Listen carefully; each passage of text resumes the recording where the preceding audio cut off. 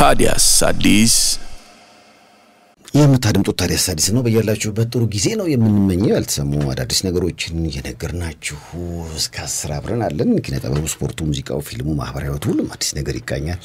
6321 ላይ እናንተም ጻፍ አድርጉልን። በነገራችን ላይ ማክሰኞ ዕለት ድምጽ ስጧቸው እነ ሳይመን ፊት በታሪካዊ ስራ ይቆማሉ ብለን ቃለ መጠይቅ አድርገንላቸው ነበረን። ቲቲ ቦይዝ አስታውሳችሁ? ሚገርም ስራ ነው የሰሩት። ትላንትና ሚገርም ስራ ሰሩ። እንግዲህ ትላንትና ነው እስከዛሬ በአሜሪካና በለው ዓለም ስለምንደምጥ በተለይ አሜሪካን ካናዳ ያላችሁ ድምጽ መስጠትና ልጆቻችንን እንዲያሸንፉ ማድረግ ትችላላችሁ። አሁን ይሄንን በቃ ለፋይናል ለመቅረብ ጫፍ ላይ ደርሰዋል። ሚገርም ነው። እንደውም ትላንትና ከሰሩት ስራ በኋላ የዳኞቹ ስሜት ይሄን ይመስላል። እነ ሳይመን እንግዲህ እንዴት እንዳበዱ ብቻ አንዴ ሰሙልኝ።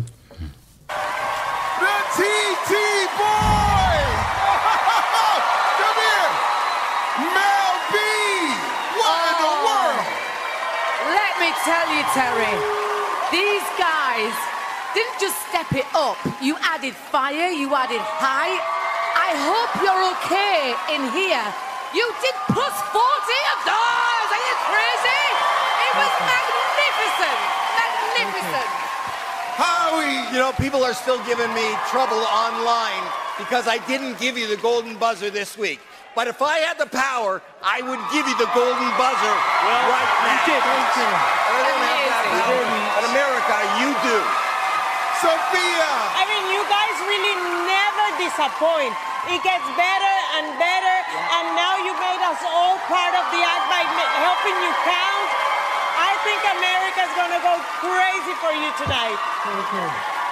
Simon! Well, I'm not surprised you got a hard time. You should have given them the golden buzzer last week.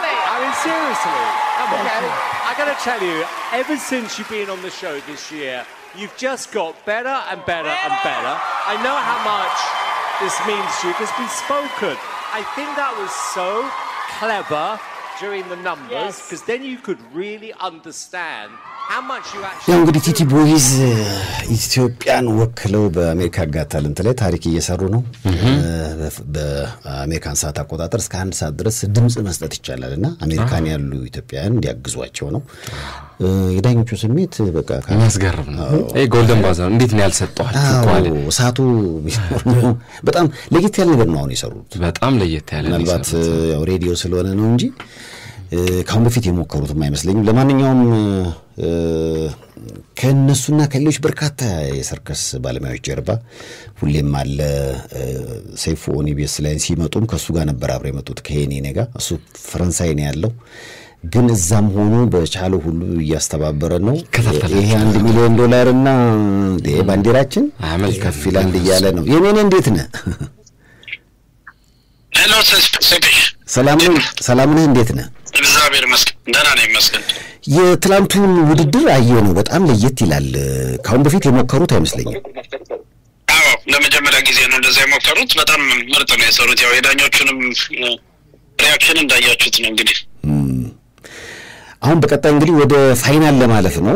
ይህ የመጨረሻው ደረጃ ይመስለኛል። አዎ ሰሚ ፋይናሉ ነው የነበረው። 11 አክቶች ነው የቀረቡት የነበረው። ከ11ዱ 6ቱ ወደ ፋይናል ያልፋሉ ማለት ነው። 4 በጎልደን በዝል ያለፋሉ። ፋይናል ላይ 10 ነው የሚሆኑት አጠቃላይ።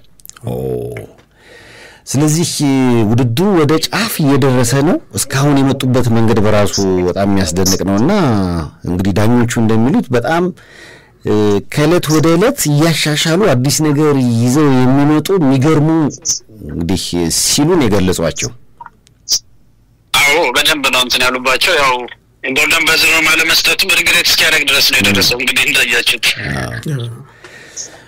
ስለዚህ ይህንን ፕሮግራም ለሚያደምጡ በመላው ዓለም ላሉ ኢትዮጵያውያን በተለይ አሜሪካና ካናዳ ድምጽ መስጠት የሚቻለው እስከ ስንት ሰዓት ነው? እስከ 1 ሰዓት እስከ 7 PM ነው በአሜሪካ ሰዓት አቆጣጠር እስከ 7 PM ነው። እንግዲህ ባለፈው ላይ ያው ወደዚህ ወደ ሰሚ ፋይናሉ ላይ ቮቱ በጣም ነው የጠቀማቸው የነበረው።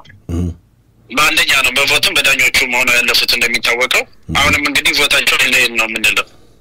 በከፍተኛ ሁኔታ እነሱ የሚጠበቅባቸውን እየተወጡ ስራቸውን እያሳደጉ እየመጡ ስለሆነ አንድ ዙር ነው የቀራቻቸው እንደምንም ተባብረን ምናሳልፋቸው ቦቱ ላይ አግዘን የሚቀጥለውን ጥሩ ነገር ይሰራሉ ከዚህ የተሻለ ብዬ አስባለሁ ይሄ በራሱ በጣም ከዚህ በላይ ግን በጣም መስራት ምንድነው እኔ በጣም ያሁኑ ሳየው የሚገርም ነው በእሳት እስከ መዝለል ነው የደረሱትና አዎ ምንድነው በአሁኑ ላይ በእሳት መዝለል ከታችም እንዳያው ከጠረጴዛው ስር ከስር ኦሬዲ እሳት አለ ከዛ ላይ ቆረደ ወደ እሳት ነው እንትን የሚለው ፕላስ 10 ፊት ነው እንትኑንም ከፍታውንም ጨምሮታል አይኑን ታስሮ ካየው ሁለተኛ ጊዜ የሰራው እንትን ላይ ባየር ላይ ሁለት ጊዜ መሽከርከር ለምን ማክሳመር ይባላል በእኛ በሙያ እሱንም ጭምር እየሰራ ነበር አይኑን ታስሮ እንደዛ ይሰራ የመጀመሪያው ነው እስካሁን ዋው ለዚህ ነው እንግዲህ ተመልካቹ ሁሉ ከመቀመጫው የተነሳው ዳኞችን ጨምሮ በጣም ገርሟቸዋል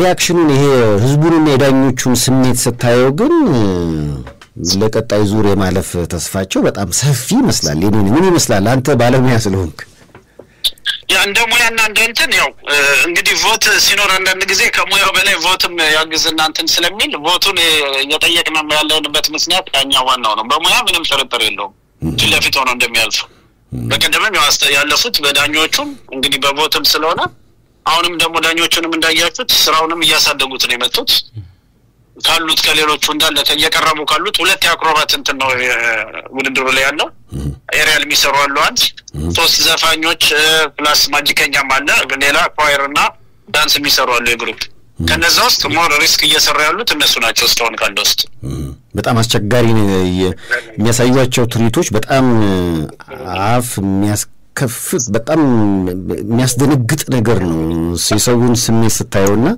ምናልባት የሰውን ስሜት ላየው ሰው ከነዚህ በላይ ማን ሊያሸንፍ ይችላል የሚል አይነት ስሜት አለው ያ እንደዛ ነው ድባቡ እንግዲህ እንደሚታየው እንግዲህ ድል ለልጆቻችን እነሱም ብለዋል ጸልዩልን ብለዋል አሜን እኛ ከዚህ በጸሎት አሜሪካን ያሉት ደግሞ በቮት ልጆቻችን ደግሞ በስራቸው ያው እንግዲህ ለዚህ ክብር ይበቃሉ ብለን ተስፋ እናደርጋለን ለስንብት የምትለው ነገር ካለ ይዲነ ያው አደራ ማለት ነው ፈልገው ወደ ካናዳና ወደ አሜሪካ አካባቢ ሰሜን አሜሪካ ያሉ የኢትዮጵያ ማህበረሰቦች በቮት እንዲተባበሯቸው ያው አገር ያስተሩ ነው በራሳቸውም ከፍተኛ እንትን ላይ እየደረሱ ስለሆነ ቦታቸው ድምጻቸው አይለይም እንላለን በጣም እናመሰግናለን ተስፋ አደርጋለሁ ከእግዚአብሔር ጋር እንግዲህ በሚቀጥለው ስንገናኝ ጥሩ ወሬ ይዘን እንደሚሆን ተስፋ አለኝ አሜን ተስፋ አለኝ እሺ ቻው እሺ እኔ ባይ እሺ ቻው ዋው አሁን ዝም ብለው እኔ ልክ ፕሮግራሙ እንዳለቀ አካውንቴን ነው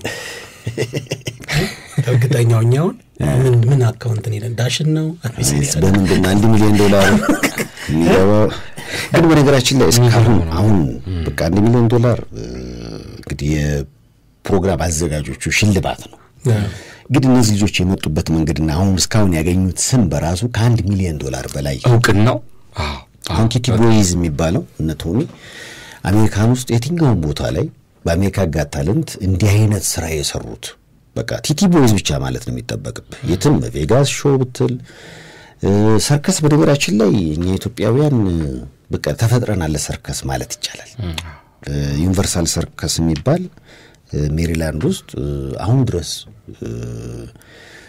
ሾው የሚያሳይ ከዓለም የተውጣጣ የሰርከስ ቡድን አለ እና አጠቃላይ ቡድኑ አባላት ወደ 85 ናቸው ከ85ቱ ወደ 25ቱ ኢትዮጵያውያን ናቸው ታምናለህ ሩቡ ኢትዮጵያ እና ባንዲራ የተለበለበ መድረኩን የሚመራው ራሱ ኢትዮጵያዊ ነው እና እዛ ቦታ ላይ መገኘት ማለት እኔ ባለፈው ሄጄ ነበርና አይቻቸዋለሁና እንዴት እንደሚያኮራ በቃ ምክንያቱም የነጭ ታዳጊዎች ወላጆቻቸው የሚጋብዟቸው ትልቁ ነገር ሰርከስ ነው በቃ ሰርከስ ያንን በቃ ደግሞ የተሰራ ነው ከመጀመሪያው ጀምሮ እስከ መጨረሻው ቁጭ ብለን መታዩ ሁሉንም ያዝናና ይሄ እስካሁን እንግዲህ አሁን ወልደሃል አይደል ከልጆች ጋር ወላጅና ልጅ አንድ ላይ ሆኖ በጋራ የሚዝናናበት ነገር ማግኘት በጣም ከባድ አይደል በጣም ወይ ልጅ ይዝናናል ወይ ወላጅ ይዝናናል ያው ልጅ ያኮርፋል ወይ ወላጅ ደብሯል ሰርከስ ግን እኮ አሁን ያየሁት የኢትዮጵያኖች በአሜሪካ የሚሰሩ ሰርከስ ወላጅም ልጅም እኩል ቁጭ ብሎ የሚገረምበት በቃ እና ከሁለቱም ነው ፍራንክ የምታገኘው በጣም እኔ 8000 ሰው የሚይዝ ቦታ ላይ ነው ፕሮግራሙ የሚቀርበው ሰርከሱ እና የሰርከሱ አዘጋጅ ሲናገር ባለቤቱ ማለት ነው ኢትዮጵያ መጥቶ ነበር እዚህ ሰርከስ ጅማ ሰርከስ ኢትዮጵያ የነበረ ጊዜ ሰርከስ ትግራይ እና የሚገርም ታለንት ያላቸው ልጆች ያሉበት ሀገር ነው ልክ ይሄ በእግር ኳስ እንደ ብራዚል የሚፈልቅበት በቃ የሰርከስ ብራዚል ነንኛ በቃ ሮናልዲኒዮ ምናምን እዚህ ነው ያሉት አድሪያኖ አንተነ ኔማር አዳሃሪ ነው በሚለው አድሪያኖ በከዳላንተ እና ሌላ ጥራለት አድራይ እኔ ስለዚህ በጣም በቃ ለዛ የተፈጠራችሁ ናችሁ እና እነዚህ ነው ቲቲ ቦይዝ የዛ መገለጫ ናቸው እንዴ ከቲቲ ቦይዝ ያልተናነሰ ችሎታ ያላቸው ደግሞ ዓለም ላይ ያሉ በጣም ብዙ የሰርከስ ታዳጊዎች አሉ እና እንግዲህ ይህንን ፕሮግራም በመላው ዓለም ታደምጡ ቲቲ ቦይዝ ኢትዮጵያን ወክለው እንግዲህ የሜካጋ ታለንት ላይ ታሪክ እየሰሩ ነው የትላንትናው ሾው ደግሞ አፍም ቀምል በጣም ያስገርማቸው በጣም ነው የሚያስገርመው የሚያኮራ ነው ዳኞቹን ቅድም ያሉትን ሰምታችኋል እና በቀጣይ ደግሞ በችሎታ ምንም ኦኬ ነው እኮ አሁን ደግሞ ድምጽ ደግሞ የሚባል ነገር አጣው ስለዚህ ለሱ ደግሞ አሜሪካን ሆናችሁ ይሄን ፕሮግራም ለምታደምጡ እናንተ በቦተኛ በጸሎት ልጆቻችንን በቃ ታሪክ እንዲሰሩ እስኪ እናግዛቸው